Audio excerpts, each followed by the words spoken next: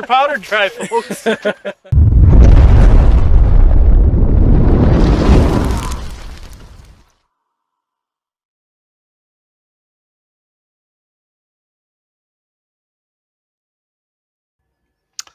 Good evening, Mike. How we doing? Hey, I'm doing good, Clay. How are you? Well, I'm doing pretty good.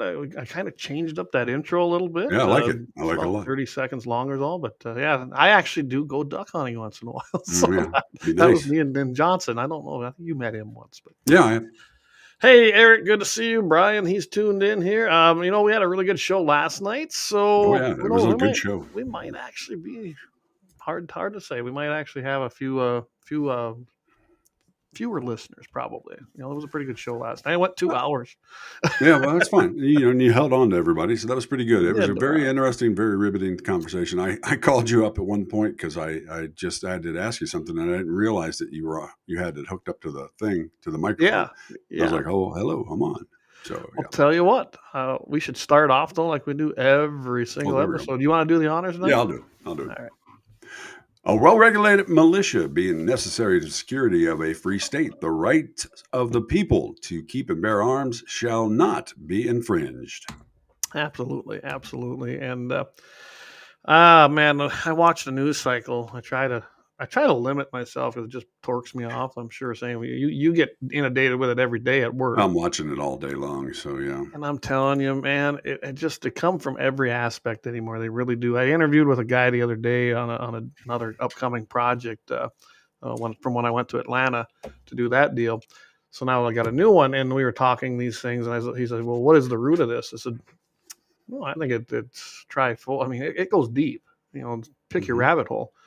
Yeah. But I go, every single day you can see the results. And I said, it seems like we're being hit from every single direction because we are. They've attacked every facet of those of us that love this country and what we're doing to try and protect it. And I'll be honest, we don't have the money the other side does. We don't. Nope. Doesn't that make rich Democrats? I wish I had there's a picture out there. It's a meme, but it's a picture, but it's been out for a long time. Actually, it's been out since like the 70s. And it's a working class man on one side of the table who's got half a cookie. And there's a black man on the other side of the table who's got half a cookie. And then there's a rich white blonde, bald fat cat sitting there with like a stack of cookies, like all the way up to his chest, right? And he's pointing to the one guy saying, "That guy's trying to take your cookie." And it makes me think. Speaking of what you were saying today about one-sidedness and whatnot, so they were talking today about Haley and Trump in Indianapolis or Indiana. Okay. And in MSNBC, because I got it on, I'm flipping around in the studios because I got to go back and forth because I get tired of hearing the same shit. And so MSNBC spent like 45 minutes per segment on how bad Trump did because Haley stole 21% of the vote and I'm like, well, anywhere you go, that means 79% went for the other side. I mean, you can't, that's spin on another level right there. And I was baffled by that one. I'm like, no matter whose side you're on, you got to look at it and go, 79% against 21 is not a loss. No, it's not a loss. And let's remember that was up, I believe, New Hampshire. I don't even remember. But a lot of that was Democrats crossing over to vote for Haley. Oh, yeah, because they have an open primary there. Yeah. Speaking of President Trump, before we get into what we're going to talk about tonight, he is going to be addressing the 153rd NRA annual meetings in Dallas, Texas on May 18th. So just keep that in mind if you're planning to attend. I'm going to go to that one. You know what? Maybe G&T701 needs to go. Maybe you and me and JD, we need to make that a priority and go down to the annual meetings one of these years. We'll have the tiniest booth, but it'll be nice.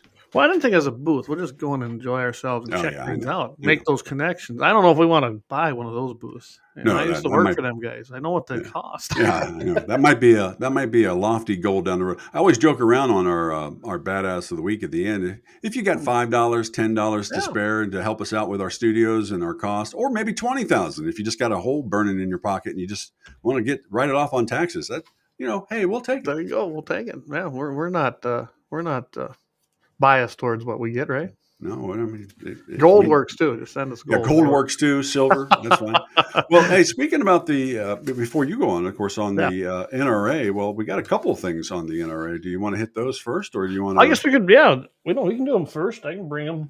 So all the reform candidates won seats on the NRA board. We're talking about Journey for Fossero, Rocky Marshall, and Jeff Knox.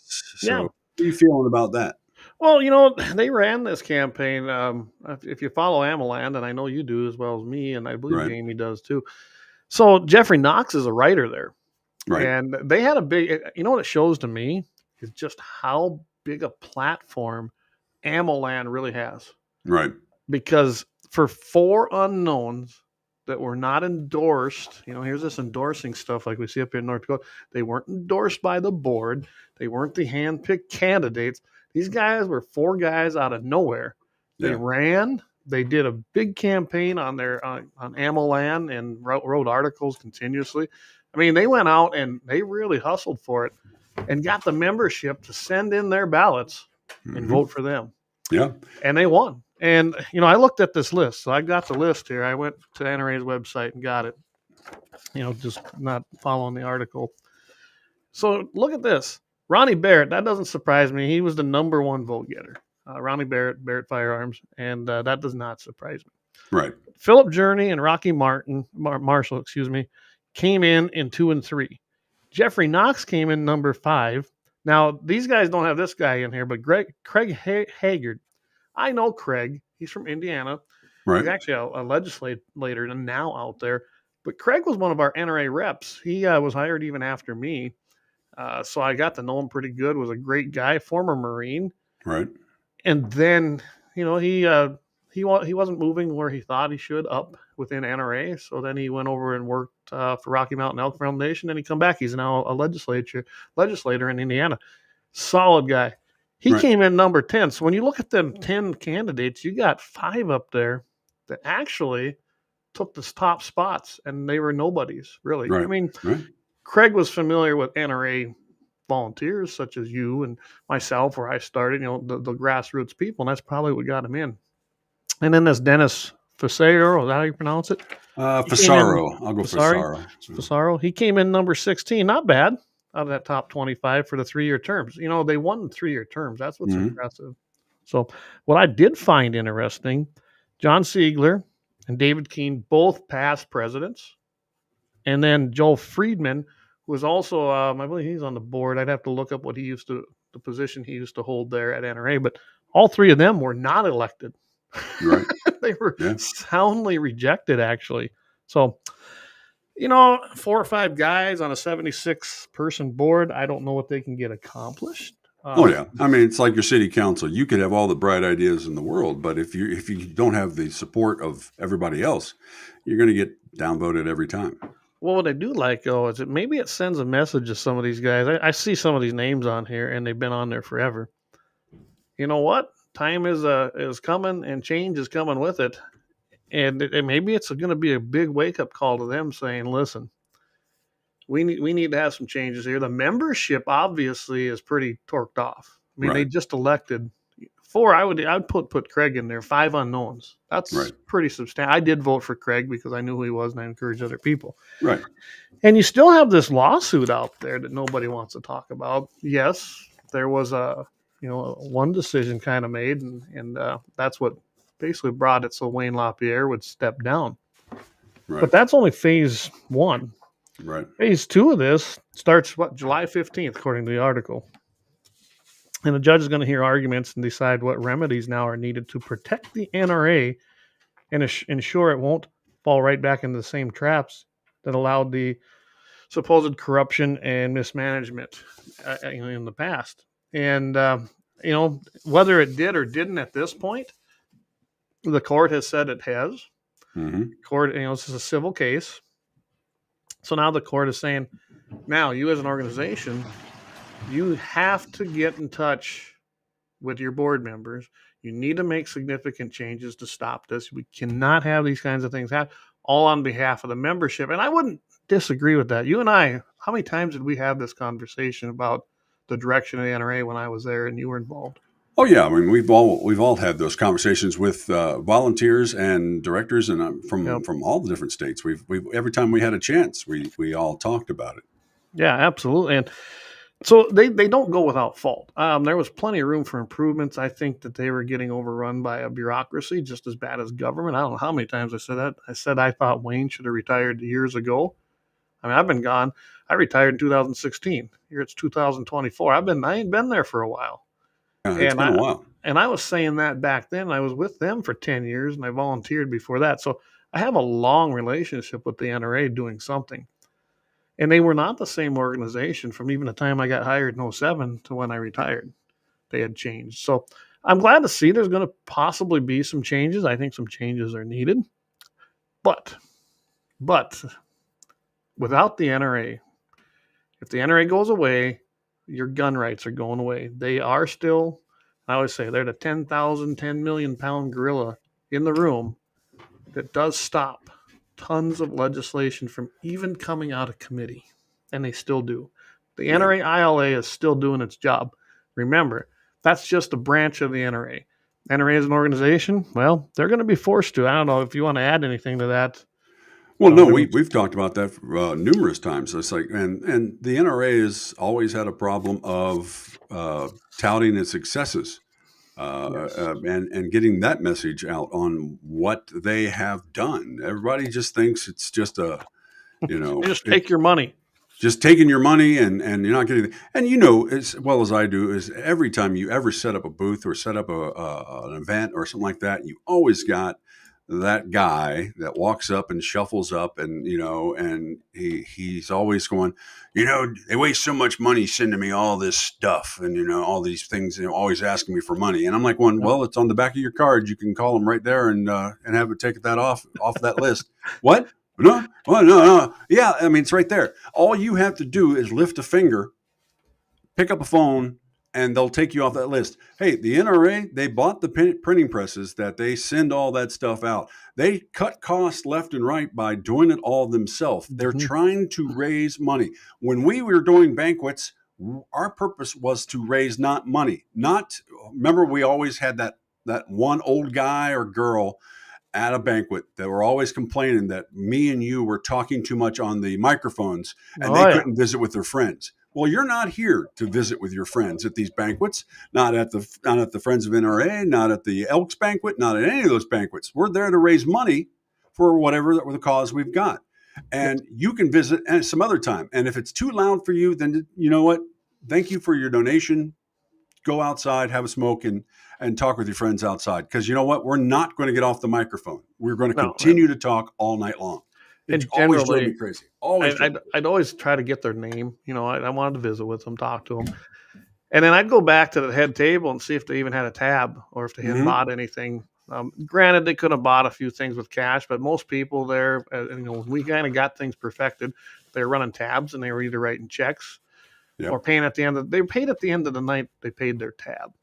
And generally those people bought their dinner ticket, bitched about it, and then didn't spend a dime there. They didn't spend a dime, right? Unless it was the $5 gun raffle for the right. Well, that or the penny raffle, or something like that. So yeah, you got to make money. That's the whole idea. You're doing it to support the foundation and the programs we used to do. That's like a business. A business out there is out there to, if a business tells you we're not out here to make money, well, then that's not a business. Well, why would you do it then? It's like the NRA. NRA, its prime function for its membership is to raise money because it's got to function. It's a lot of money to fight these commies because they're not fighting one entity out there. They're fighting 1,000 different entities all over the place. Yeah, and when NRA started, it was about civilian marksmanship. That was the basis of it. So a lot of those programs, they still exist. They take money, and that is the primary goal: raise the money. Yeah. And then they've got 400 to 500 employees. It's a big. I mean, think about it. It's a big company in a sense, under the umbrella of a 501c. I think they're a 501c4, the parent company, because the 501c3 is a charitable nonprofit, and that's what the foundation was. Anyway, they had to raise money. Second, they had to take care of their members. And I think that gets lost on some of the people up above, but I think the members feel that. which probably is where a lot of these animosity and things come from. They see Wayne LaPierre or whoever out there doing this, wearing great suits and running around the country. Well, what would you like your face of the NRA to do? Yeah. Stay home? I mean, just sit in the background and be a wallflower. I mean, that's not what you want. No. When you go into these situations, when the ILA and all this stuff goes into court and everything, they don't send the wallflowers. They send the bulldogs to go there and get the job done, because Absolutely. the government does not have the very best lawyers. No. The government does not have the very best people in it. Now, everybody always says, well, I'm going to go into the government section, and work. And I'll say, well, then that means you can't make it in the regular, or you just want to take the easy and try to go for a pension. And I'm not saying that every government employee is bad, but let's face it. Usually it's your lowest common denominator who's not there for any more than their paycheck and benefits. Yeah. And it didn't used to be that way. Government didn't used to be the best paying place. Well, that's changed, and it still, get this, it still hasn't attracted the best people because they can do a lot better in the private sector. And But what happens in government that can happen? Well, it does occasionally, but it doesn't happen as much in regular businesses, is that you can't fail up.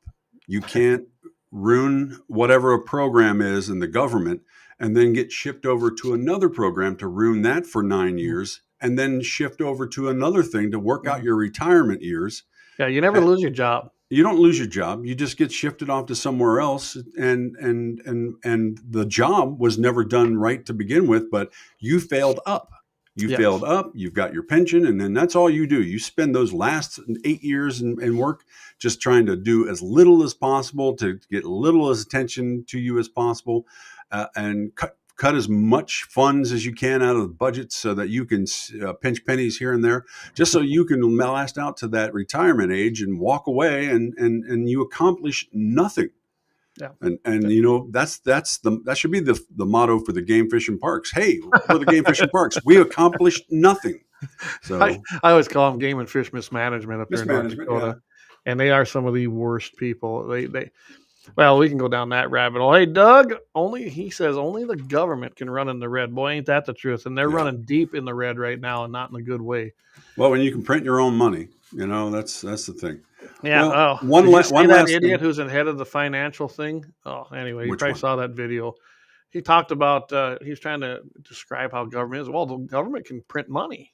He said, so we don't have this problem. I'm like, then this is the guy that's in charge of this guy in charge, kind of economic whatever. I could not believe. Well, so one last thing on the NRA thing: if you lose a job in the government, you have major issues. Yeah, that's true. Yeah, that's true. Yes.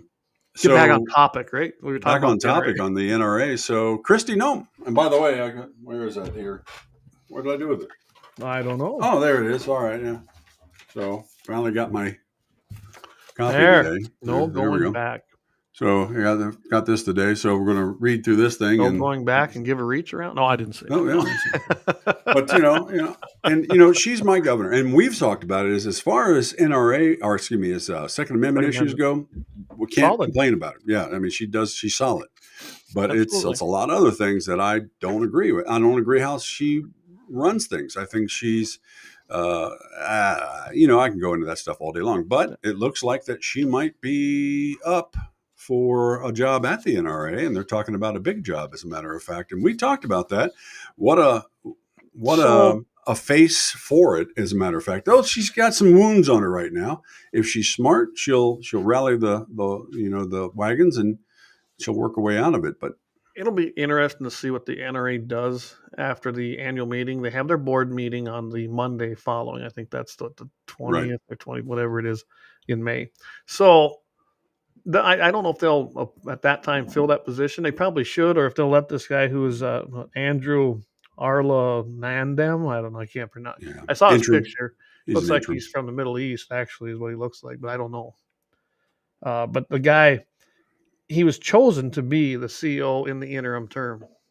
Now, I know that he worked closely with LaPierre's office. I know who he is. I've seen him around there. I don't know what he's like, though. I don't know if he's got the same ideas, the same ideology. Is he going to stay the course of which, to me, wasn't a good course? Mm-hmm. I don't know. I think they need to bring someone new in. Now, in times like, in the 90s when Heston ran and become the president, he wasn't a silent president, which they do enjoy that. It's kind of just it's a figurehead. It's really the president of the NRA don't have a hell of a lot to do with the day-to-day functions. But Heston actually was hands-on there, and that did bug some people there, from what I understand. But your VP or your executive vice president, which is what LaPierre was, and Noem has a lot of face value. Okay, she's pretty well known in the country, right? Right. She's very, very popular amongst conservatives, and especially amongst gun owners. Yeah. So the 5 to 6 million members of the NRA, I would imagine, would not have an issue with her. Now, can she run the day-to-day? Because that is what your executive vice president does. Right. She runs the day-to-day operations. She would have to be out there. She'd have to live out there somewhere. And we've all talked about the fact that she doesn't want to live in South Dakota. I mean, she has always wanted to go back out east. I mean, that's her. Think so? Oh yeah. I'm sorry, but this folksy cowgirl thing is a beautiful op. It's an op-ed for her, but and all that. But she is all about going out and hobnobbing with. I think she likes to hobnob, but I don't know if she necessarily wants to permanently live out there. I mean, she could have done that. She could have ran for the House again and done that, and she didn't. She comes. I think but she wanted the vice president. But we've talked about that. She's not going to be able to because she doesn't bring South Dakota and North Dakota doesn't bring anything to it. We're already 2 states that are going to go. And with the things going on right now from her book, she's not going to be chosen now. But I always said she was never going to be chosen. Now she could be considered, I suppose, for some kind of a cabinet position. Kristi Noem is an interesting person. Like I said, she's always been solid Second Amendment. I've never questioned her votes because they've been solid. They were as a rep. They were in a legislature. Everything she's ever held office in, her Second Amendment votes have been 100%. Not a problem. Things that I don't like is like the marijuana thing that we passed as the citizens passed here in South Dakota, and then she went around the back way and legislatively shot down everything that we voted for. Now, I don't smoke and I don't do it, but you know what? I know there's money in that, and I know there's tax money in that, and don't build me. I'm really going to tick some people off here. Don't build me another church in this town. Build me something that's going to bring in some tax money. I know you're not big on taxes, but it's going to supply my area and do stuff and make it grow. I'm tired of what I always ask the people who want to legalize marijuana. I don't care. You're going to smoke dope and fry your mind, fine. But I also then have the right not to hire you. Okay. Mm-hmm. But they don't like it. They don't like it when I tell them that. They think they have the rights and I don't. No, I have the right to fire you even. But I always ask them this. That aside, I go, why on earth? And most of the people, let's face it, that want that, they don't really want a lot of government involvement in their life, right? Right. A lot of them swing on that libertarian side. No big deal. No big deal. I always ask them, then why do you want it legalized? Oh, because it shouldn't be illegal. Okay. But it shouldn't be illegal, why do you want the government to make it legal, license you, tax you, regulate you, tell you how you can buy it, where you can buy it? I mean, think about the regulation. I've seen it up here just for the medical stuff in North Dakota. Plus, the price goes up. I said, right now, you have the most freest capitalistic system the way you're doing it now, and no one really bugs you. And the Fed's still consider it illegal. So I don't get it. Well, for another 90 days, because they're dropping it to a class 3, I think. Yep. Yeah. But I just, make it illegal, not illegal. But why? I don't want the government getting involved. If they legalize it, I want the government to stay out of it and let it be a free market. And I'm all about that too. But at the same time, you've taught me many times is that we live in a realistic world where, as much as I disagree with what the government does, the government's there. And they're there and they're got their thumb on the scale. So there's a certain amount of playing the game you've got to play. And I don't like it, but it has to be done. I can tell you one thing right now. Every time I've seen it on the ballot, I voted no. You know why? Because there's a tax for the government that's with it. I will never vote to legalize it if the government's going to take a tax on it. No, they shouldn't get anything off of it. Let it be a free. I mean, the only thing that I don't even believe in business licenses to operate in a state, but that's what we got. I don't believe in up here it's a $15 extortion fee as far as I'm concerned to be registered with the Secretary of State. But then let's do it that way. Get your business license in North Dakota, file with the state on the Secretary of State, get your $15 license, and open your business. Yeah. And then pay your income tax like you would any other business. Yeah. But as far as a separate tax, I mean, think about this. The government has said, nope, illegal, can't do it, nope, bad. Oh, guess what? Oh, but we'll take 10, we'll give you a license 20%. for it. Yep, we'll give you a license. We'll give you the area. We'll tell you exactly how to do it. Then it's okay. Yeah, I know. I mean, we saw this with Prohibition. You seen how that went? They had what they turn around and do?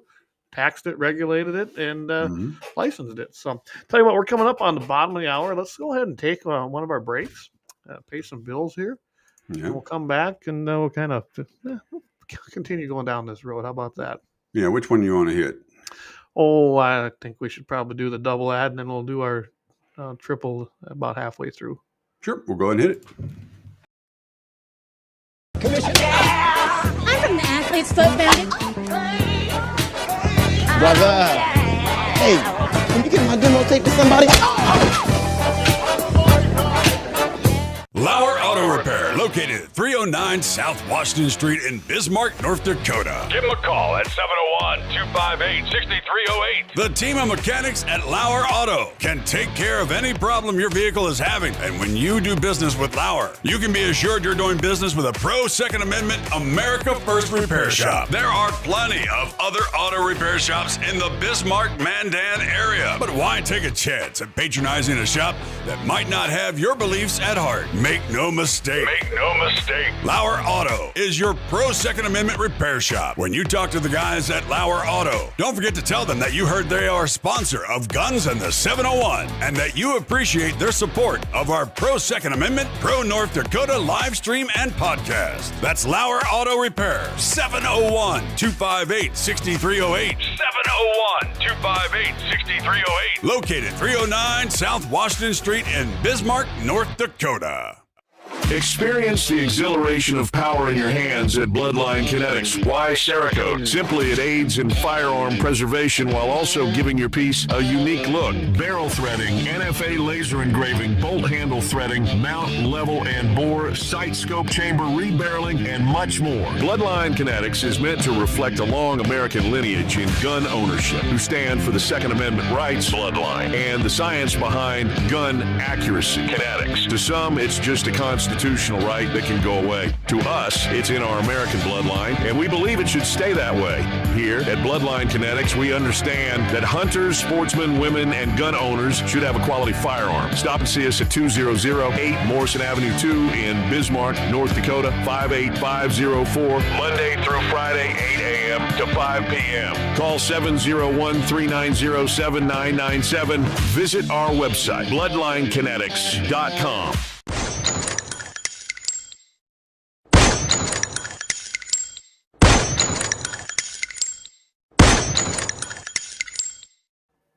I like that last frame there. That's got our assault tumblers on it. Our assault tumblers, yeah. Hey, tumblers. Courtesy of Lauer Auto Repair. Hey, Axe did those for us, and they turned out great. Those are really nice. Yeah. Thanks again to Lauer Auto. This is how this show's powered, as we like to say. Guns and the 701 powered by Lauer Auto Repair, guys. So thank Doug and stop in there. And before we get on to anything else, I got one thing I actually brought home from work today that came in my prep for radio. Yeah. You'll like this one. A company that makes Swiss Army knives is developing a bladeless product due to the rise of knife crime. There are several versions in the works which will be targeted at different jobs and activities. So your Swiss Army knife, I like that. Is going woke? Yeah. Well, I don't know. No, they're not going woke. I think they're being forced to produce this product and, stay. Man. But, hey, by the way, if I commit a crime with my car, we're going to go ahead and give you cars without wheels. So they probably are going to try that next. I mean, they're trying to get rid of gas motors. Oh, yeah. Yeah. So, but anyway, I saw that. Yeah, that's just kind of dumb. funny. I love that. It's bladeless Swiss Army knife, and it's Yeah. not a knife; it's a tool. Then, right? I mean, I can lose the toothpick. That's fine. It's the rest of it that I need. So Well, Eric, going back to Kristi Noem, says she is popular in the Barbie doll category. So, yeah. I mean, there's no doubt about that. I'm going to kind of hit on something because I did do a little calling, did a little asking. So one thing about it is, of course, right now, her spokesman says, nope, she never said that. Okay, maybe she did, maybe she didn't. I don't know. Maybe she contacted people. I don't know. And we're not going to know that because no one's ever going to admit to it. Right. But so this was what I got from a guy that, I still got connections there. Mm-hmm. They said that in the hierarchy or, your senior people at NRA, that her name, yes, was brought up. And it wasn't necessarily like when I talked to him, he said, it wasn't that she called me or called any of the other board members. It's just that we knew of her. I mean, he said she came to our annual meeting and signed an executive order. She spoke there many times. She said, I'm myself, he goes, and others were very familiar with her. And yes, he said, we did float her name out there. He said, but we've made no decisions. And he goes, she definitely wasn't going to be in the interim. He goes, we didn't. He goes, me personally, he says, I didn't know if she was interested or not. So that comes directly from a guy that I can't tell you his name. All right, that's fine. It's kind of confidentiality. And yes, like I said, I did know quite a few people out there. Imagine that. I mean, I got involved with something and I got to know the people there. Yeah, there you go. It's nice to be able to pick up that phone though and still visit with these guys. And when I look at that, as far as Wayne LaPierre, right now at this point, I'm pretty sure he has no pull or not much to even get somebody in there if he wants a certain somebody. And I think the board's going to do what the board wants to do. And I think they're going to look at this lawsuit that's going on, and that's what their decision is going to be made on. I mean, they did, what was it? I forget where I put this, but they did elect a compliance officer now into their bylaws. They voted to have a compliance officer. Never had that. And that's what part of that's going to be, is to try and satisfy the judge when this thing goes back into court in July. So can you imagine if we got a Tess Tally up there to take over that job, holding an AR in her hand, saying, you'll take it from my dead cold hands? That'd be awesome. That'd be awesome. And it would excite the base. Got my vote. Tess Tally's got my vote. I mean, there you go. And I know Vance, he texted. He said he was in a meeting out in New York City, some production deal they're working on with the Picante sauce. So Picante sauce, yeah. New York City. We'll have to give him some crap about that. But so, yeah, I guess, if Tess is tuned in, I know she watches once in a while. Yeah. Hey, maybe we need to float your name there between now and May. There you go. I'm telling you. She'd be good at that probably. Yeah, but again, this isn't for the president. This is the executive vice president. So it's a real job. I mean, you are in charge of the day-to-days, and they do have meetings regularly out there. They have a big, up on the 5th or 6th floor. That's where the big boardroom meeting is, and that's where everything takes place. And it's an active place. I mean, it really is. So, I don't know. Was her name floated? I think yes, according to who I talked to. He says, but he goes, I don't know how extensively that went. How far it went. And he had no knowledge of her calling LaPierre. He says, I don't know. He says, I really couldn't tell you. I was taking some notes here, and I don't know, when you look at what happened now, with the Kim Jong-un and all that crap, would that affect that? I don't know if it really would. I don't think the people that would be looking at her as members. I think the 25% hardcore from every state and doesn't give a darn, and that'll be about 50% of our NRA membership doesn't care about that as well, and maybe more. And in the long run, I mean, there are so many things in a news cycle. I can tell you right now, with the heat the NRA takes on a daily basis, this is nothing. I don't think it's going to matter. Nothing, stuff. Especially the board members. This is just a little blip, and it'll be gone. Yeah. And personally, I said this last night too, is I don't care that she shot her dog. I've shot dogs that were mean, running around, chasing my animals around here. The difference was they were probably strays. I know the one wasn't. Didn't care. The guy had been warned. I told him I was going to shoot his damn dog, and I did. I was chasing my cattle. Yeah. Never. I mean, I've had to shoot cattle that were down, couldn't get up, you do the right thing because you're not going to let them suffer. There was Right. no fixing them. But a mean dog, if it's truly mean and can't be helped, yeah, you probably got to put it down. And I don't go to a vet. Now, I can tell you this: our pets here. Well, you've seen the pictures, you've seen the Nels posts. We treat them probably as good as the kids. Yeah. And I cannot put down myself a pet that's been with us for 14 and 15 years. We Yeah. do take that to the vet and have it done. So Yeah, I know. There is that fine you got line. attachment to it. I mean, yeah, I just think that it came off too cold. I mean, I understand that's what she was going for, that she can be detached enough to make the hard decisions. That's what she wanted to say. And it in the didn't book. come out that way. And it didn't come out that way because, people have a certain thing about dogs and cats and all that stuff and their animals and they don't think rationally. And that we've gone over that before too, is a lot of times, if people could think rationally or at least detach themselves from the emotion of a subject, they could have a discussion about all kinds of stuff, but they can't because they got to drag in every nasty thing they can and try to beat you down that way. And it doesn't work in the long run. Well, that says mean dogs should be put down. I agree. Now I can tell you this, after we've had a few dogs here that we got, this is way off our subject, but not every dog is mean. They have a people problem from someplace else. And sometimes that can be corrected, but sometimes it can't. Sometimes a dog is just, they were probably abused so bad that they can't come back from it. Right. And that's not the dog's fault, but when that dog can't come back from it, what else do you do with it?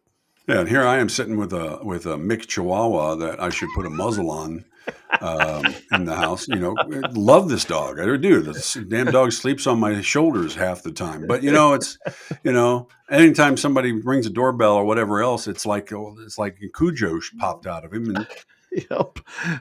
Axe says, he goes, most of the people that are upset about her shooting a dog, they're probably also pro-choice. You're right. That's, go ahead, kill a baby. That's okay. But no, you can't shoot your dog, I guess. You're right. You mean they're fur babies? They can do that to their fur babies. So, what's Eric says? These idiots that are most pissed about it will support abortion all day long. But you look at a pet wrong and they get pissed. Yeah, same thing. And there's probably a lot of truth to that. I don't watch a lot of media. That'll surprise people. I do go and I look for things that I'm looking for. But as the most part, I don't watch a heck of a lot of media, so I can't tell you what was in the news cycle all day long. I hear little tidbits on the radio, but for the most part, I tune into my own stuff, or I'll download a podcast and listen to it. Or surprisingly, I'll watch something from the BBC. They report more accurately than our own press. We talked about that a long time ago when we first started. I started working for you.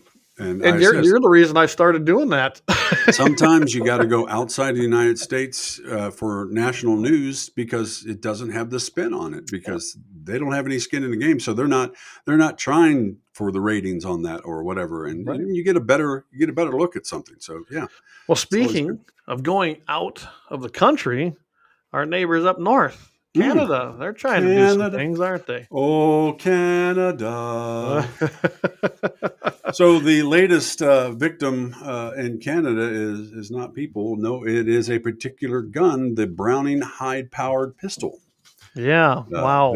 They are David Pouligis, a reporter on Canadian forces and military issues, has been following replacing and destroying, not just replacing, but destroying Browning high-powered pistols used by Canadian military since World War II.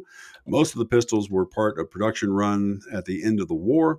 The Canadian military has been working on the project for many years, and they are going to not just replace them, the Browning 9mm, which is currently in use, but destroy all of them too.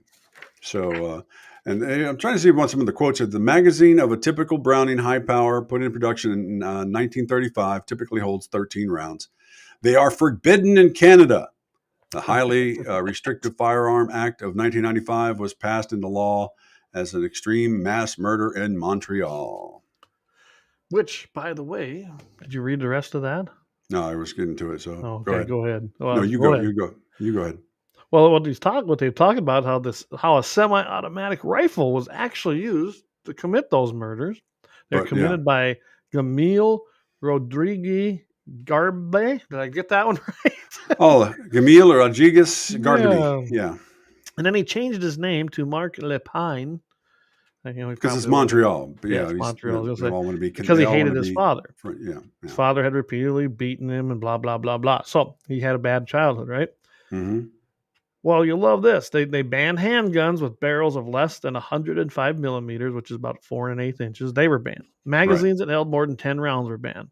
No handgun was used in the mass murder, but that's what they went ahead and did. The barrel length was specifically crafted into law to ban most handguns.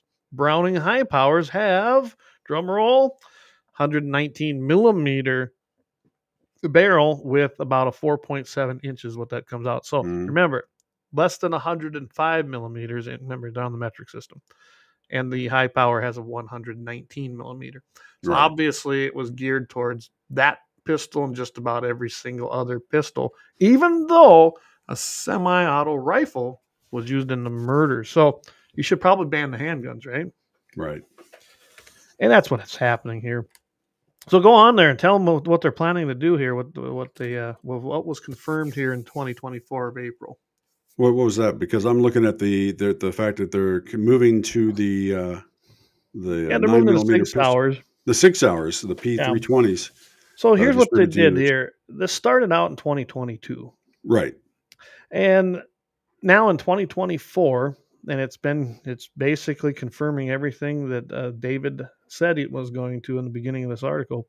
The Canadian military now plans to destroy all 11,000 of its Second World War era pistols by the end of the year. The move comes as the Canadian Forces confirmed it has received the final deliveries of a new 9mm pistol as part of a $19.4 million project, which is the Sig Sauer P320. Right. It's going to be distributed all its units. It replaces now the high-power Browning pistol that has been used for the Canadian Forces for decades. Now, what are they going to do with them? They're going to destroy them. Why?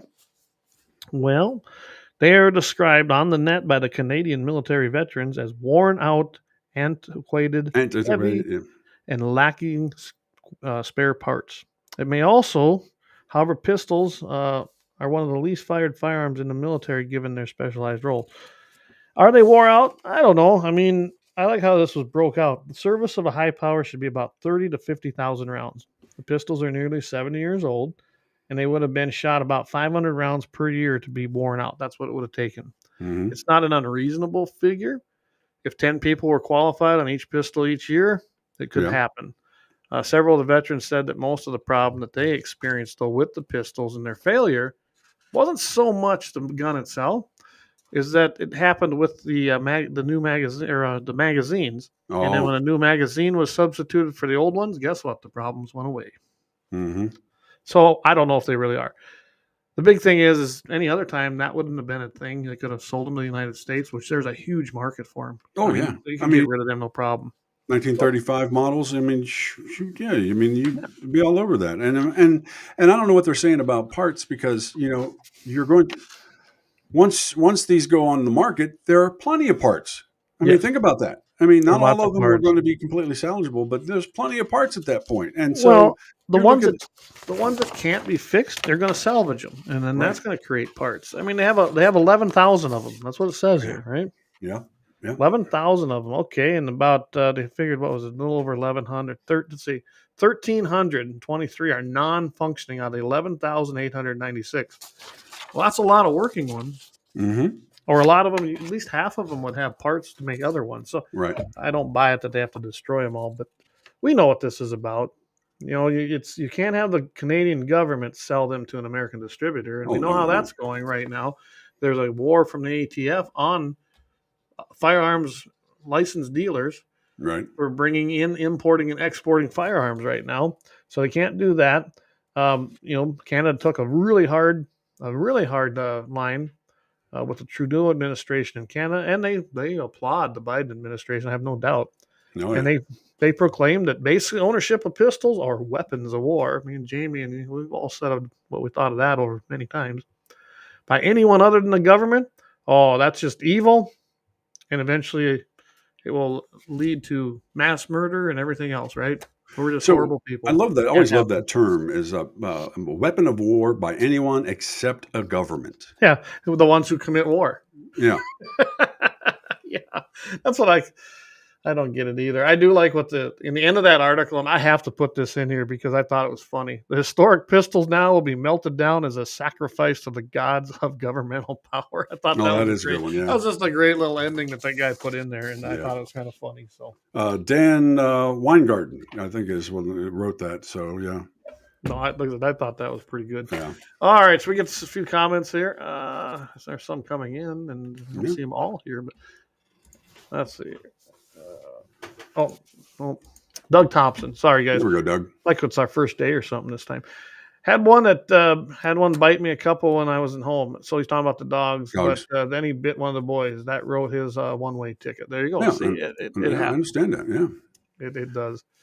And we had a thing up here called Measure 5 a couple different times in North Dakota. We did defeat it, but that was an extreme case of what that would have done. I mean, we'd have had to have a vet do everything. I'm talking everything. It didn't matter what we could have been guilty of a felony if we'd have put down our own animals. Right. You realize that? Or even give them a shot Oh yeah. with penicillin. It's like, whatever. So, yeah. Well, we've got a mayor in my town who's a piece of work, as a matter of fact, and so he was the deciding vote for the city of Mitchell, as a matter of fact. To you don't have to have your dogs on leashes.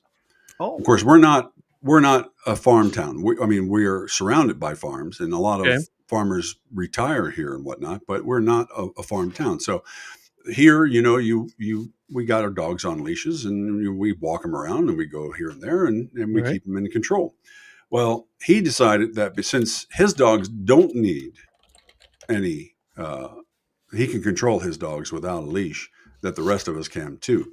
Well, and it's just absolutely a stupid mentality that some people have, but not all dogs are that way. And I got to tell you, if a dog is charging at my boy or my daughter or my wife, because I've had it happen before here in town. And of course, I was up on the roof one time and dogs came charging across, and you never seen a fat man like me jump off a second story of a roof onto the ground going after a dog so fast. But I mean, there was adrenaline in that. I mean, I was, I hurt later, but at the meantime, it's the thing, I'll kill the dog. And on that note, yeah, that's just the way it's going to be. I love dogs. I just love dogs. But you know what? When it comes to my kids, comes to my wife, comes to my neighbors, Dogs are a great companion. They're loyal. To me, they're better than most people. Like I said, they're actually loyal, and if they're raised right, treated right, they're going to treat you good.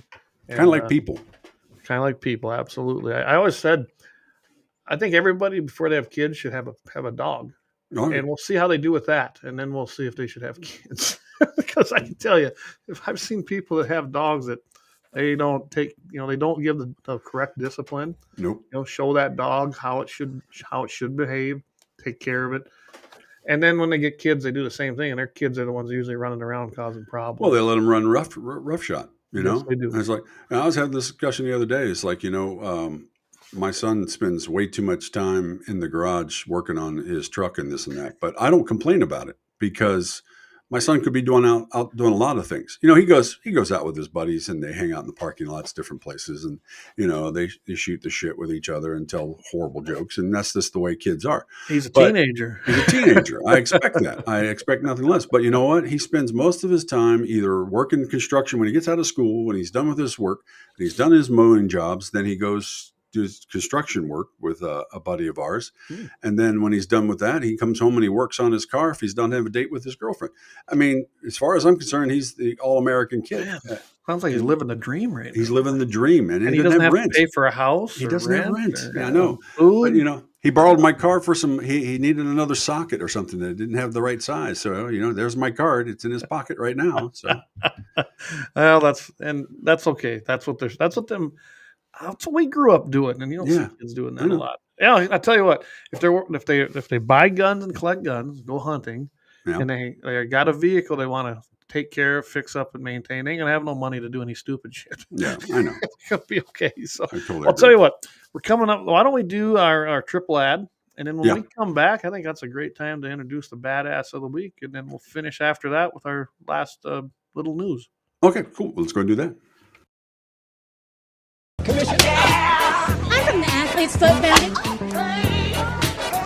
Brother. Hey, can you get my demo tape to somebody?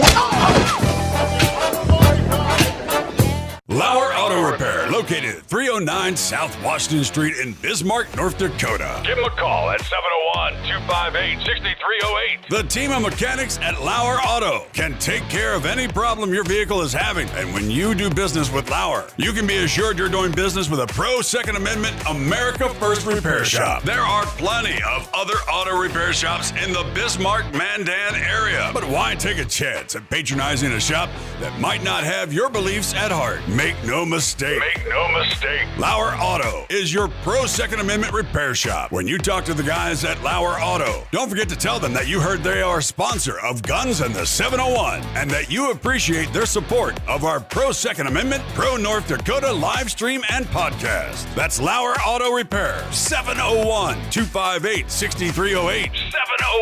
701-258-6308. Located 309 South Washington Street in Bismarck, North Dakota.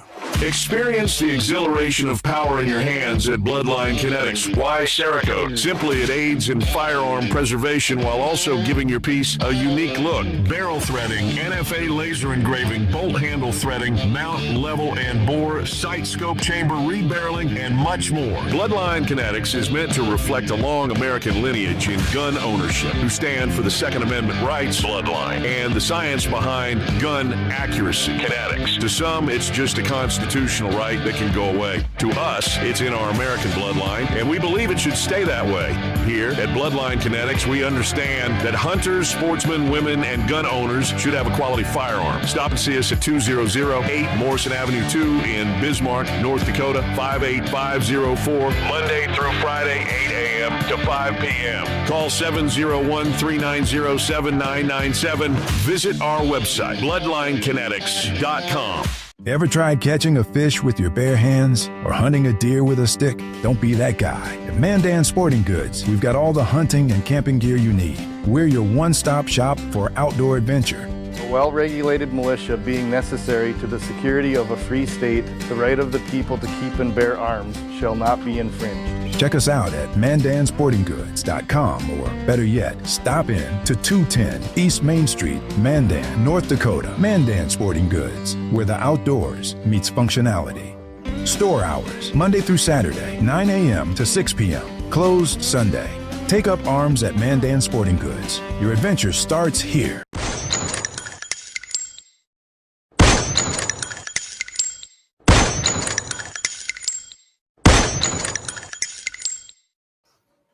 All right, welcome Hey, back. everybody. Hey, that was our big ad. Thanks to all our sponsors. Speaking of Mandan Sporting Goods, they're going to be opening up in a new location come June 1st. So We're going to have to change around their spot a little bit because they've got a new location. yeah, we're going to definitely have to change the address on there. That's for sure. So I do like the new building that they bought. I know what building it is up there. It's just for those of you in the Mandan area, you just go pretty much on the east side of where Runnings is at, go up that street 2 blocks, and boom, it's the old and innovative office supply building, I believe is what it was called, or Business Solutions. I can't remember. I actually used to go there a lot when I worked for the NRA and buy paper and get stuff from them, and so they were pretty good. But anyway, that's where it's going to be, so he's looking forward to that. We'll keep you posted. Jamie and I know Mike talked a little bit about we might try to do something live down there, because I believe June 1st is a Saturday, so hopefully we can do a little live thing there and have some fun with it. I don't know if it's a grand opening, but it's definitely moving to a new facility. I think everyone's going to be happy with it. That's Mandan Sporting Goods. And, of course, while you're out and about, you might as well go down to Lauer Auto Repair. Give another plug to Lauer. They are our main sponsor, and we can't do it without guys like Lauer Auto Repair and all the other great sponsors we have here. Yep, I do appreciate them. And we are looking for a sponsor just to do the Badass of the Week. It's growing in popularity, and it's getting a lot of views and a lot of replays, so it would be a good place to drop an ad in there. And it will be cheaper than doing the main sponsorship. Right. But you're only going to get it during the badass segment. So just a little note to everybody, if you're interested, we are going to be offering that here soon. And that's, you can always send us an email at guns@gunsin the701.com. Guns@gunsin the701.com. So there you go. Speaking about that badass, before we get to that, of course, real quick, we've got, don't forget, coming up this Friday, we're going to be on KFYR once again. We're going to have some things to talk about on that as well. Of course, so we'll be there with Todd. Todd with you last night. He was. He had a good time, I think. Actually, that was a good show, and we're going to recap that here later. Before we end the show tonight, we'll recap on it. But yeah, Todd joined us, and I don't know if we'll try it tomorrow. I don't know if he's ready for that, but we've been trying to do that where we can get him into the restream, and maybe we got that set up now, so then we can do that. Anyway, we're going to definitely give it a whirl here at some point. Right. But yeah, Todd had a good time, and I know we'll have him on again. Kelly did a great job, and he had fun with it too. So yeah, it was a good show last night. So thanks, JD, for setting that up, because he's the guy that set all that up for us. And we had some guys and people I was over when I was driving around. We are on Twitch. As a matter of fact, we had some people listening over on Twitch, and they were making comments as well. So I thought that was pretty cool as well. So, it's amazing. There's all these different options for you out there where you can go and get your social media. So if you don't want to stick around with the with Facist-book and all that stuff, you can always you got other choices. I can tell you, Rumble's the one taking off. You can't see the comments here. I still haven't figured out how to put them in here. We'll hopefully someday. I don't think that, from what I can see, it's not an option yet from Rumble, because it deals with embedded codes, and they just haven't developed that. Just like you couldn't go live there for a long time. But yeah. We're getting there. Rumble's only 2 years old, though, right? Right. Rumble's in its infancy. And I'm telling you, our channel over there keeps growing. The views per episode way outnumber the ones on CommieTube. Yeah. So just think about that on each episode. And I'm glad that we got a lot of followers over there. Yeah, I appreciate it. We're gonna be putting more effort into the Rumble channel and growing it, because it keeps growing. So go over there. If not, create a Rumble account. Look up Guns in the 701. I did see something. Just touch on this. We do have a Guns in 701 channel that I didn't know what I was doing when we were first doing it. So I did the first one under my own account, and then I figured out how to do another one, and it looks like I can transfer everything to that other one. So I'm going to work on doing that, and it sounds like it's not real complicated. If that's the case, that's what I'm going to work on doing, and getting everybody over to that channel. So, all right. Anyway, so with that, I'll let you take it. Well, we got our badass of the week here once again. And of course, one of the things that we want to say on this is that there's been a thing out there, and they're probably right, that drinking alcohol does not help you with hypothermia. But apparently, if you drink enough, it can help with the initial shock of going into cold water. So we'll say that, and we'll go ahead and do our badass of the week if you're ready for it. I'm ready. Go ahead. Let's roll. All right.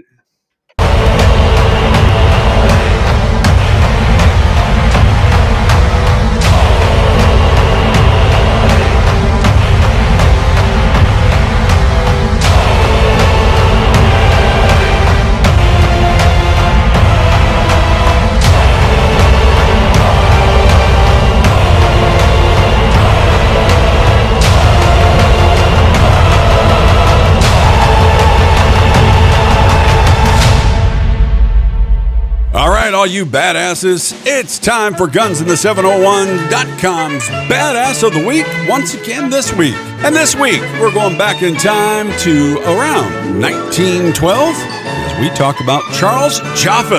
Now, Charles Joffin was born in Patton Street next to West Float in Birkenhead, England. That was on the 3rd of August, 1878. Now, he first went to sea at age 11 in 1889 and later became a chief baker on various White Star Line steamships, notably the RMS Olympic, Titanic's sister ship. Now, on the 17th of November, 1906, in Liverpool, England, he married Louise Woodward, a native of Douglas on the Isle of Man. They had a daughter, Agnes Lillian, and a son, Roland Ernest. Neither would survive the decade.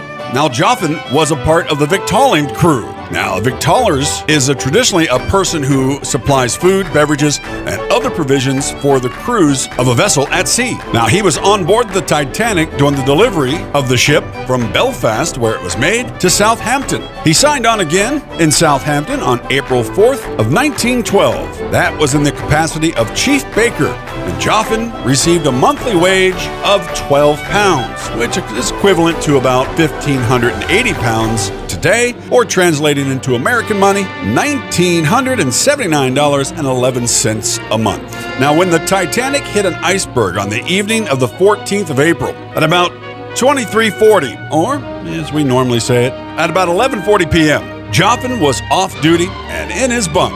And according to his testimony, he felt the shock of the collision. Now, word was being passed down from the upper decks that the officers were getting the lifeboats ready for launching, and Joffin set his 13 men who worked for him to the boat docks with provisions for the lifeboats, 4 loaves of bread apiece and about 40 pounds of bread each. Joffin stayed behind for a time, but then followed them, reaching the boat decks around 12:30 a.m. Joffin joined Chief Officer Henry Tingle Wild by Lifeboat 10. Now, Joffin helped with stewards and other seamen, the ladies and children, to the lifeboats, although after a while, the women on deck ran away from the boats, saying that they were safer on board the Titanic. They weren't. Now, Chief Baker then went on deck and forcibly brought the women and children back and threw them on the lifeboats. The Titanic's final plunge, Joffin was at the topmost part of the ship at this point. Now, although he was assigned as captain of lifeboat number 10, Joffin did not get aboard. It was already being crewed by 2 sailors and a steward. Now, he went below after the lifeboat 10 had gone and had a drop of liqueur, and some say just a little bit more than a drop. He then came upstairs again, meeting an old friend, the doctor, possibly William O'Loughlin. Now, he arrived at the boat deck, and the boats had been lowered. He went down to the deck promenade and threw about 50 deck chairs overboard so that they could be used as flotation devices. Again, going above and beyond what normal people do. Now, Joffin then went into the deck pantry on the deck to get a drink of water.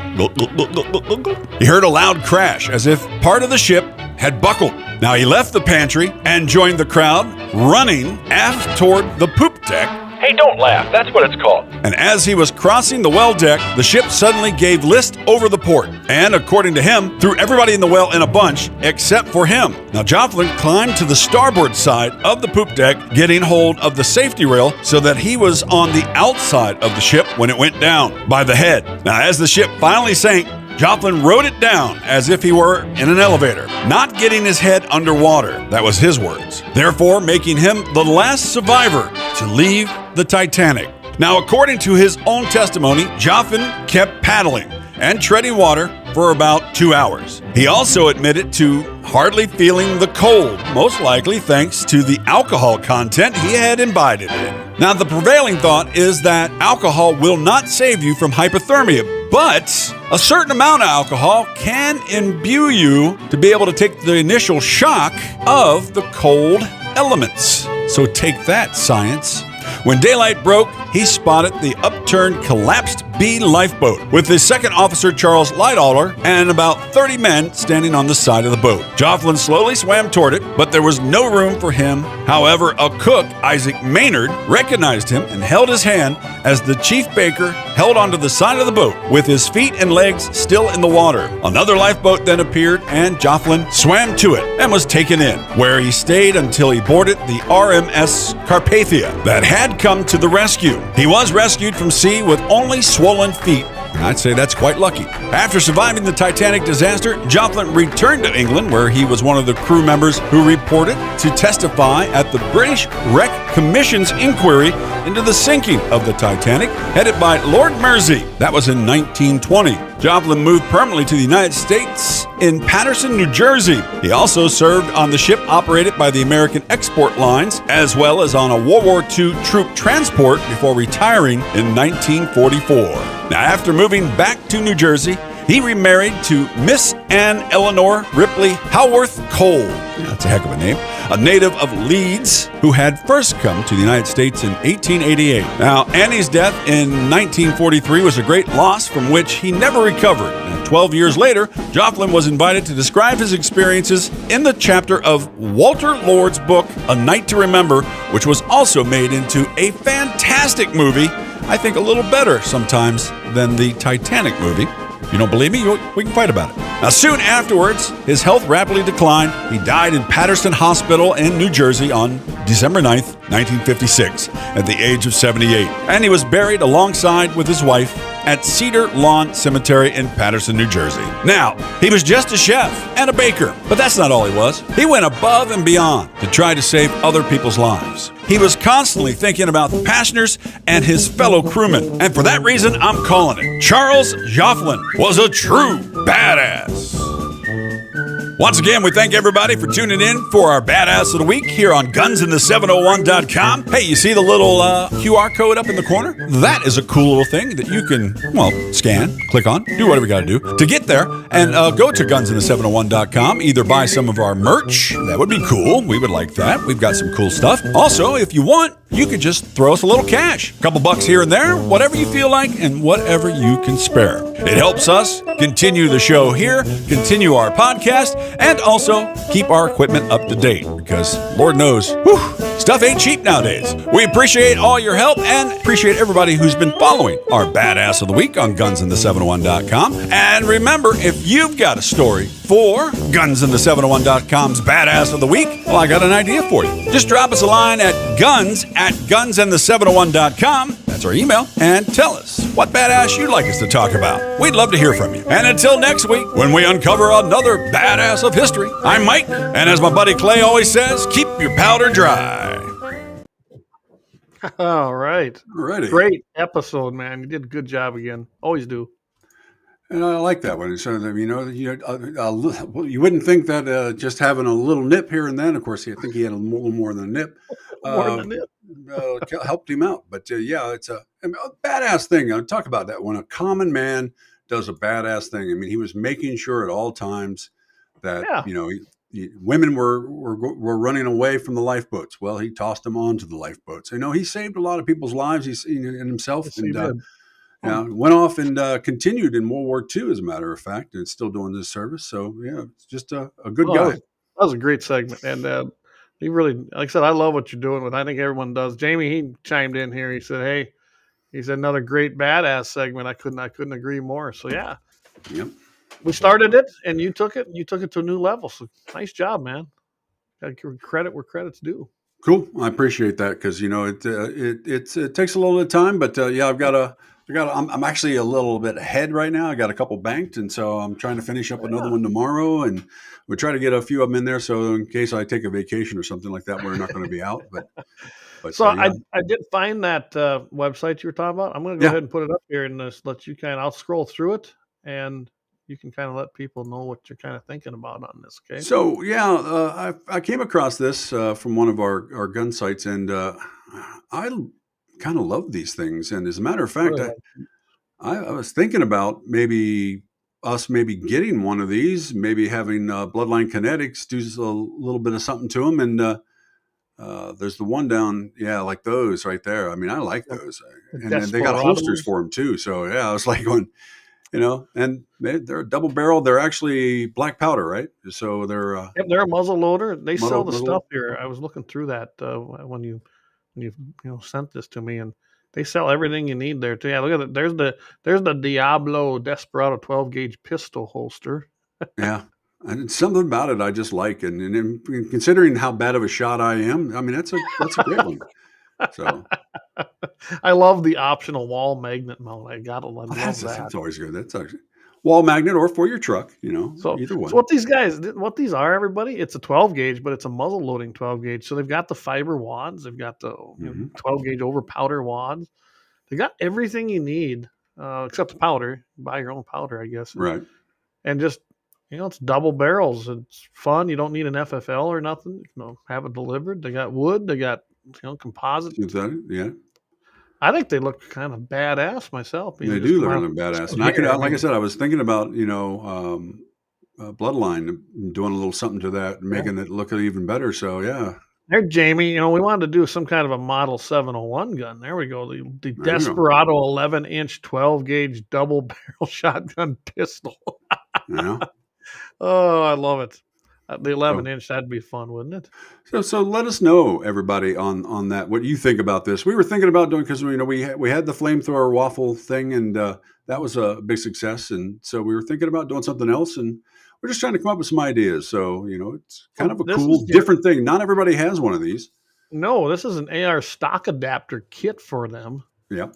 And it's a folding stock, as you can see. I think that'd be pretty cool. It actually is kind of awesome. Yeah, and then you just fold that stock out here. You've got your 12 gauge. Well, think about that for your backpack too. I mean, yeah, that's pretty good. I'm looking at that going, I like that. Yeah, it is kind of cool. Anyway, just give us your thoughts. We're thinking about maybe doing one of these, just to help support the show. And let me know, because if you guys think it's a good thing, we might go forth with it and give it a whirl. Yeah. But if it's not really your thing, or we got to be able to make money on it. Yeah. And as you can see, the prices on these are not exactly cheap. No, but they like I said, they are different. And so if we did it, it'd be a nice. My thought on something like this would be a $20 ticket. At 100 tickets, limited to that. And we'd make a little. You'd get a fun toy. I think most of these are in anywhere from that $700 to $800 range. It looks like so. We're not making a ton of money, but definitely would help us out. And yeah. Anyway, thoughts on it? If anyone is interested, we'll talk it over with Jamie too and see what he thinks. And we'll go from there, I think. Always looking for something different. Oh yeah, and this is definitely different. It's not your normal gun raffle. So yeah, I like it. I think it's kind of cool. I like that. Yeah. So I think that'd be a good idea. Doug, he says, what is a John Wayne movie rep Lobo that had an actor with a shotgun pistol? I don't remember it. I know what he's talking about, but I don't know if it's John Wayne or not. Lobo's what he's talking about, but yeah. Red Lobo or Rio Lobo. Yeah. So I thought it was Rio Lobo. Yeah. I don't remember. I don't honestly remember that. But I got that. I got the DVD. I'm still old school. I'll have to go watch it now. Hey, Brian Warner says great badass. So yeah. Thank you, man. Appreciate that. Maybe that's our badass model. Oh, that would be a good badass model, wouldn't it? Yeah. That would be pretty cool. So, anyway, just another thought. Something different. Yeah, be a good idea. So we'll go and see what we do from there. I guess I'm going to do I don't know. Do we want to do this one with the Chinese illegals, or do we want to save that for another time? Hit that. We got some time, actually. We're a little ahead of time. So, yeah, we can hit that real quick. I'm going to start off with this. So this takes place, guys, down. Oh, here. Brian answered you. See, we got a great fan. Rio Bravo, Dennis Hopper, I believe. There you go. There you go. All right. So this is the Mexico-California border, of course. Chinese illegal aliens are using Mexican IDs to ease their passage into the U.S. Imagine that. Who would have thought, right? Crazy. The trend was revealed in new footage that came out of San Diego at the border when a number of Chinese illegal aliens entering from Mexico this year so far has already doubled its total for the whole of last year. And we're only this was May, but those numbers are for April. So think about that. It has doubled for the entire year in 2023 in just 4 short months. That's bad. It's thought that the IDs, what's that? Go ahead. The cartels are catering to this too, because it's a money-making thing from the Chinese government. Yeah. Well, yeah, going through this, it looks like they're charging sometimes up to $35,000. Paying cartels to get these to get in here. Most of them are flying into Tijuana, but I'm just going to go a little bit into it. It's thought that the IDs are being made and sold by cartels so that illegals traveling into the U.S. from Asia and elsewhere can pass a check by the Mexican police. So it's not so much getting through ours because they know our border is wide open. It's to get through the Mexican police. The documents are then destroyed or discarded by the illegals as they cross the U.S. border, making it harder for authorities to even identify them. And it eases their way for asylum. So I saw that, so I did a little, had to go look some stuff up. Right. I didn't realize that when you come here, if you got any kind of ID or anything at all, it makes it really tough for you to claim asylum. Right. But if you come in here with nothing, I mean nothing, you can come in with new clothes and cell phones and things. but don't come in with any kind of identifying documents, that makes it way easier for these people to claim that they're being oppressed or their lives are being threatened and basically file. And I've always wondered on that same note is like you talk about Guatemala and all these others that they're spending thousands and thousands of dollars down on the road. Yeah. And then when they get to the coyotes here closer to the border, they're spending up to $8,000, $10,000 to get across the border. And you think about that and it's just like, that I never understood why they didn't just take a plane. Well, that's the reason right there. It's because they can't claim asylum. Right. Because it's all about claiming asylum. Yeah, that's what they're trying to do. And why does this have anything to do with the Second Amendment or guns? I can tell you right now, especially with what's happening in some of these cities. I mean, they want to give illegals guns right now. Maybe even let them. Chicago is kicking the idea around still of letting them serve in their police departments, and then that's how they can gain citizenship. But we're seeing a ton of illegals. They're getting over here. They're getting a hold of guns. And they don't go through background checks like you and me. No, they don't do it legally. They just jumped the border and committed felonies. What's another one? And they're acquiring firearms. And some of them are violent people, and they're using those things for a multitude of things. Robberies, murder, rape, you name it. The stories, the things are mounting up. You can find these just about anywhere when you search it out. And find the stories as to what's happening with illegals coming. My biggest fear is the China ones. Right. And I'm not the only one that thinks this. Chief Patrol Agent Anthony Good, he's of the Border Patrol's El Paso sector over in Texas, had told a Homeland Security Committee that during a private hearing, agents were trying their best to figure out why the illegals are coming. But that information can be hidden, and their agendas and their ideologies, and all of it can be missed. And he basically, in that, is saying, we could be letting in terrorists. We can be letting in communist spies. Who knows who's coming across that border from China because they have no way of knowing, maybe. Look, and they have no way of identifying these people. This ridiculous thing with TikTok, that they're, going to stop TikTok and this and that and divest them. And like, yeah, you've got this coming across the border. You're worried about,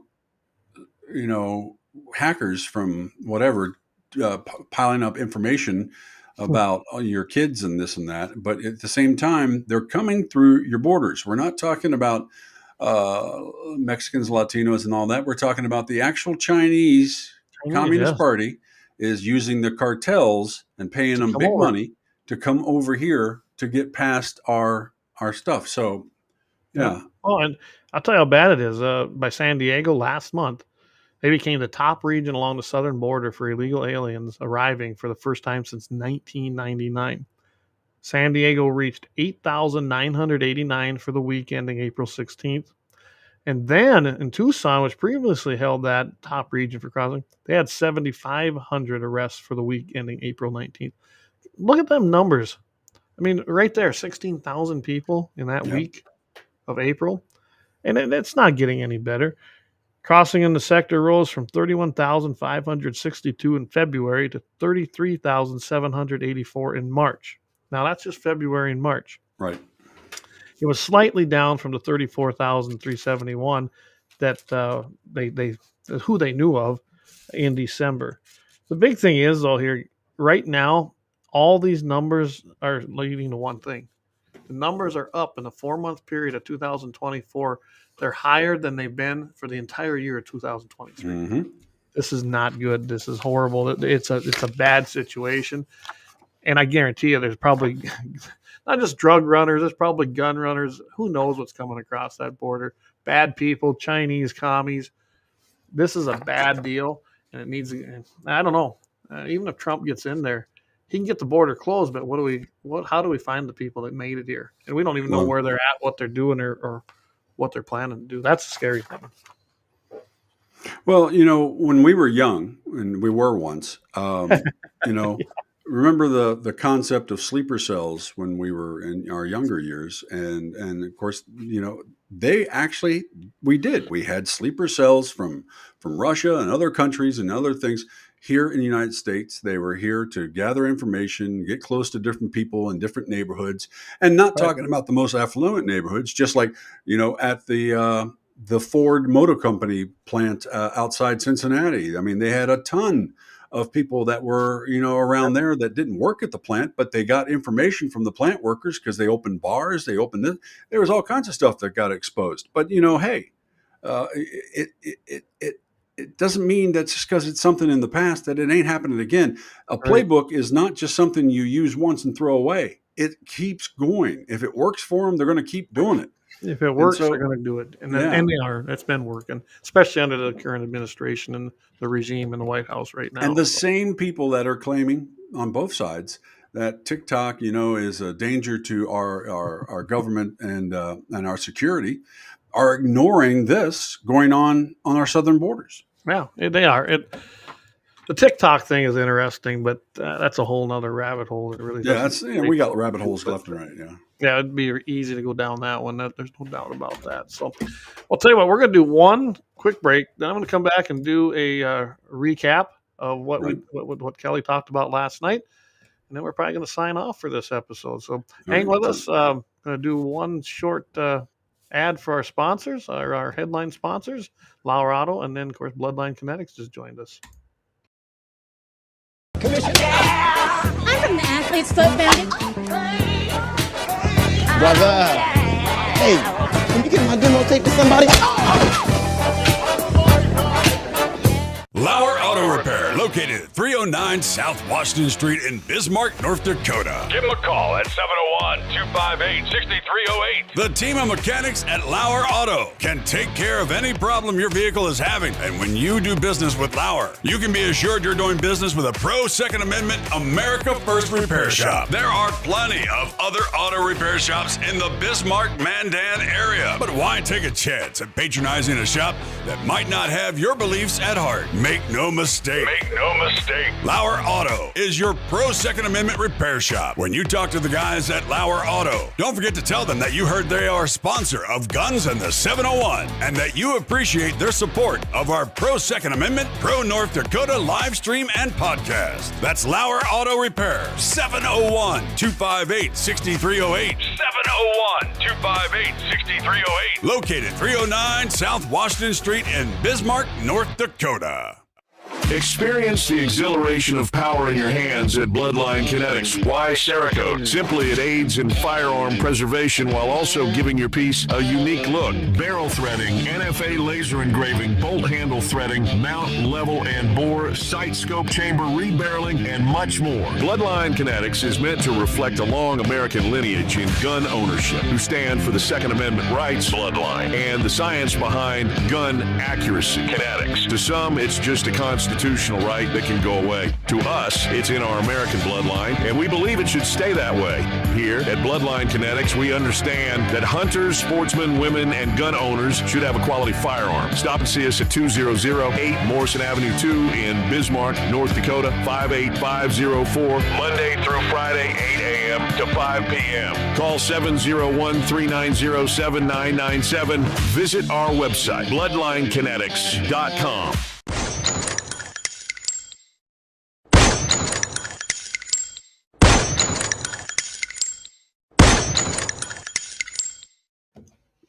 All right. Again, thanks to our sponsors, Lauer Auto Repair. They power this whole baby right here. They've been doing it since the beginning of the show. And we want to thank Doug and the crew down there at Lauer Auto Repair on 309 South Washington Street. Hit them up, 701-258-6308. Someday maybe we'll get him a website. I know I started a shell, but I don't think he really thinks he needs one. So maybe we. Well, you know what? I think about it. If you don't have one and you're happy with it and you're doing okay, but sometimes you can get kind of big and fast and not be able to handle everything. So it's just how many people working there. I know there's 3, maybe 4. Maybe Doug can tell us. I know that I think there's 3 or 4 guys. You have to let me know how many is actually working there, Doug. Mike wants to know. He says he loves that brass dropping. Yeah, I do. I do. So I'm going to give everybody a quick recap.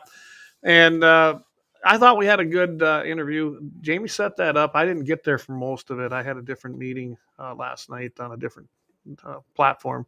So I thought Kelly did a great job. He answered the Second Amendment questions, directly, and it didn't surprise me. Kelly and I have known him for a while. Right. I think he might even possibly, if his schedule works out, hit our 2A day. It's during the Memorial Day weekend, so I don't know, and I imagine he's going to be busy. I know he'll be back in North Dakota, but usually when them guys come back, he's in the middle of a campaign, so I suppose he's going to be hitting a lot of parades and memorial services and things. So we'll have a small parade. We get a couple of our trucks together and have a small parade. There we go. So it'd be fun to have him, but we could also invite him some other time. I'm sure Doug would be good with that as well, and get him out on the range with us. He obviously knows about shooting. Right. I found it interesting that he is carrying while he's in D.C. I don't know what it takes to get a D.C. carry permit, but I imagine a rep or anybody in the levers of government, it's easier for them to get one as far as that goes. But yeah, he carries all the time there. He knew exactly what he was talking about when he was talking about shooting or carrying. Right. And you know what? It did not surprise me that he did well with that particular segment we did, because he is a Second Amendment guy. I keep telling everybody that. Yep. Whether you like him on other issues, I do have issues with the carbon sequestration crap. I don't believe in it. I think he's in the arena where he feels that without it, we can't have ethanol, we can't have coal, and I disagree. You don't cave to that faction up there in Congress. But right now, there ain't a lot we can do it with the regime that's there. Right. They're making law by regulating. So anyway, that's all. But that had nothing to do with the Second Amendment, which our show is. So right. I thought Kelly did a great job. I think that his voting record speaks for itself when it comes to the Second Amendment and firearms rules and laws and regs and everything else. And I think he'll carry that through as a governor. So I want to thank Kelly for coming on. Like I said, I think he did a great job. You're not going to agree with everybody 100%. Everybody, no, you're never gonna. Even good friends don't. Even good friends don't agree 100% all the time. Me and Jamie, you and me, we have different thoughts on a lot of different issues, but I'd say 85 to 90% of the time we're right there in the same ballpark, right? Yeah. You're ketchup based barbecue, and I'm mustard based. I mean, there you go. So I don't worry about that too much. That's what you're never going to have that perfect candidate right now. And I probably made people mad when I said it last night in our after show after Kelly had to leave. We had Todd on, but I flat out said, I go, Kelly Armstrong will be your governor candidate in November for the Republican Party. I really have no doubt. Tammy Miller is a fake. She's a Burgum person. That's just enough for me not to even vote for her, honestly. But she doesn't handle herself well, honestly. I did watch that first debate. I agree with Jamie. I didn't think she was the winner, even though her campaign came out and said it. I think that Kelly overwhelmingly won that debate. Yep. And Kelly's got a good reputation as far as with the general populace, I guess is a good way to put it. And I think Kelly will be your nominee after the primary, and then he will go on to win the general election and be your next governor. I would put money on it. So that's where I'm at. I thought he did a good job. He's definitely pro-Second Amendment. I don't question his credentials there at all. I know what his voting record is. I've watched his committee testimonies in the Judiciary Committee because, I'm a political junkie, and I do like to watch what's happening in our Congress. But that isn't rhetoric. That's the hearings as they're going on. So right. I love watching them because you want to see how crazy some of the Democrats are. Watch those committee meetings. They're delusional, and they obviously don't know what the Constitution means. So. Yeah. Again, thanks, Jamie, for arranging that, and I'm sure we're going to see a lot of Kelly on the show after he's elected, because he said he'd come on, and we'd be honored to have him come on and speak anytime. So, Eric said barbecue sucks. Yeah, I know. He's the guy when we take with us on a trip, like a hog hunt. He's got to stop and get a burger, and not with cheese because he's allergic to dairy. So it's just a burger. Yeah, I know. Simple. I know. So I spent enough time in South Carolina and North Carolina actually South Carolina, and that's a mustard-based barbecue when you're doing it. So, and I fell in love with it. So it's me. I just tomato-based. I'm just not into it. So anyway, but he just hates barbecue in general. Yeah, and I actually don't really put sauces on. I learned when I got down there a lot traveling that a lot of every region's different. And sauces were a condiment onto the side. The rub was what was the secret, right? In that a lot of that, and in the smoke. And man, now I've learned how to do it here. And we got to get up. You got to get up here this summer. Come to the cabin. Coming up soon. We are. So, Maybe we'll have to have a little Friday night when you get here. Maybe we'll have to do a little barbecue. How about Yeah, that sounds good. Me and Jack going to be up there. He's looking forward to hanging out with your boys again. And of course, he's got his my old truck. He's fixed it all up and everything like that. And so yeah. Well, I'm looking forward to it too. Yeah. Well, that says she is excited for Kelly to be our governor. Yeah, There you go. I think he's going to be a good governor. I do. Yep.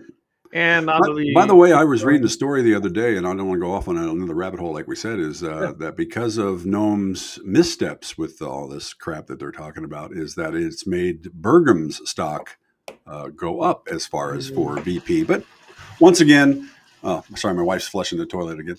Once again, I don't think that they're going to pick North and South Dakota because they've already got those states wrapped up to be a situation like that. I would be shocked if Burgum ends up being the VP. I really would. I don't. He doesn't bring anything. He doesn't bring anything. Nothing. And look at that, a mosquito already. What the hell? Anyway, I don't see that happening. Unfortunately, I think Trump may put him into his administration somewhere, and I think that's a mistake. I hope somebody. I hope we send a message though. The North Dakota Party itself at the convention.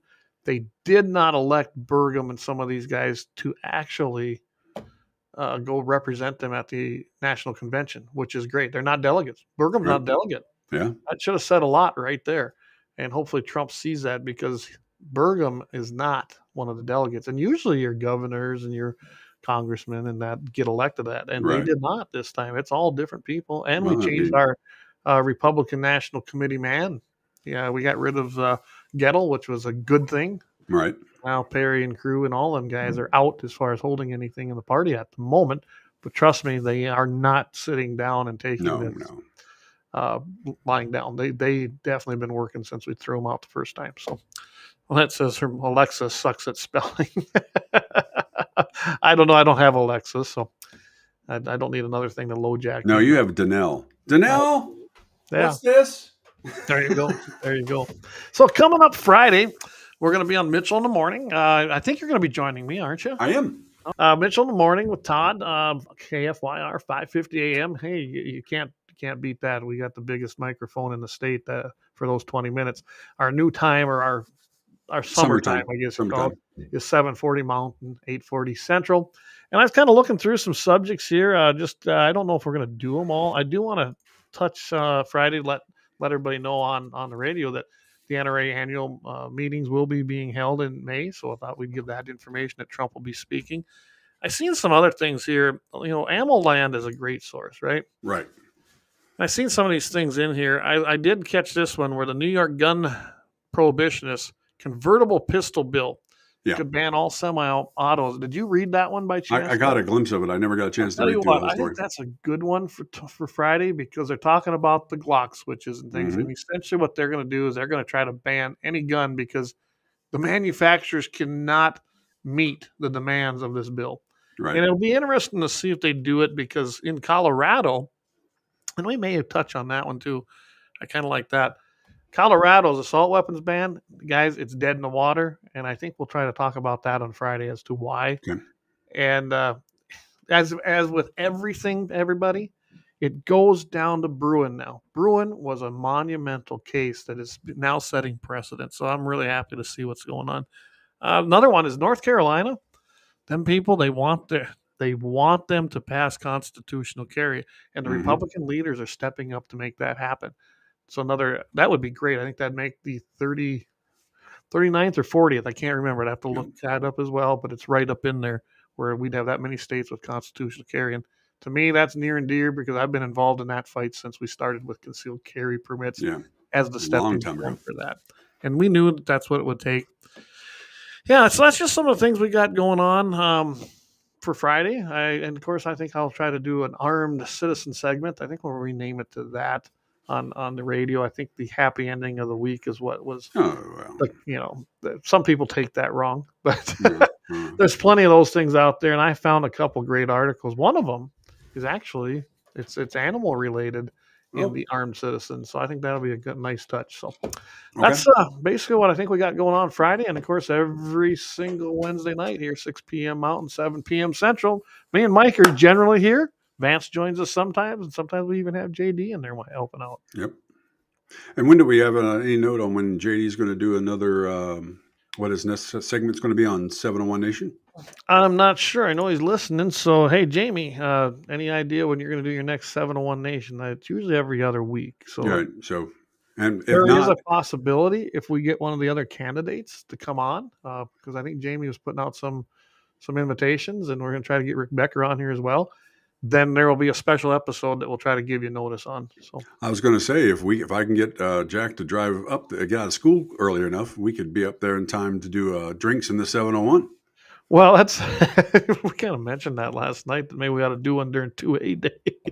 So, but we'll keep everything. Okay, here it is. Jamie says next Thursday, 2024 UTV episode. So there you go. There you go. That's 8 p.m. Central. That's right. He went to his new time. I know we talked about doing that too, going an hour later. We'll talk about that later. Yeah. If we're going to do that. So that's right. Next Thursday, 701 Nation, and it's going to be at 8 p.m. Central time. Tune in, and he's doing a UTV episode, so don't want to miss that. Thanks, I know Jay. he loves his Kawasaki mule, and Yeah. you're welcome for that. We got rid of them Polarises. Oh, by the way, if you are interested, shameless advertise, interested in a Polaris Ranger, what year is it, Mike? 2008. It's got 1,500 hours on it. Okay. It's got the radio and everything else. It's pretty much spotless. My brother-in-law. Full cab, right? Yeah, full cab and everything. Got a new windshield in it and everything else. It's really clean. So, yeah, he's looking to sell his. So, yeah. So let us know, and we got pictures. Yep, guns at gunsinthe701.com. You can email us. That's probably the easiest way. Yep. Or if you got my number, text me. I can get you in touch. Because Mike's coming up here on the 24th. He's coming up the night before. So Right. if you're interested and you think you want to get a nice looking older machine, and it is. I know his brother-in-law takes care of everything. Really. Yeah, he's all particular on that. I think it probably sits inside when it's not being used, right? Yeah, pretty much. So it might be something you're interested in, and that year you probably get a good deal on it, and Mike could maybe trail it up here for you. Yeah, So, there you let us know if you're interested.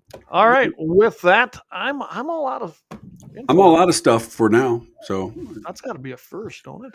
well, we can always ramble, but no. Yeah, we can always ramble. I'm not. You know what? I felt low energy Jeb tonight. I think I told you that, and I did. I felt it tonight. So, hey, not every night's a winner, but Yeah, I know. I think all we're right. giving good information, and we appreciate everybody tuning in tonight. Summer's coming, and I think the numbers are going to drop anyway, and we might have to consider going an hour later as well. And that's fine. People got a lot of stuff. They don't get home until later. They got stuff going on, baseball games. And this I'll and be that. haying here in about a month, so I know Oh, I'll that's be. true. That's I mean, true. it'll be nicer if it's an hour later for me too. So we'll Yeah. keep everybody posted on that. I did update the homepage on the website, so all the new stuff's up there, and I'll get it updated as we do new shows here the rest of the week as well. So Sounds we'll check good. everything out. www.gunsinthe701.com. We got a great store there. Thanks, Josie. I know Josie, he got a hat here the other day, so we want to thank him for that. Got a lot of great gear there. We got hats like these. We got other merchandise, T-shirts, things like that.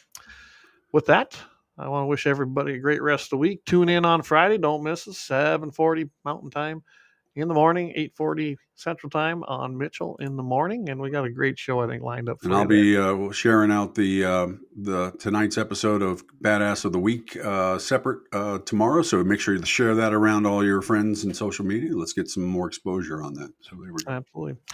Till then, what do we always say, Mike? Keep your powder dry. See you guys next week.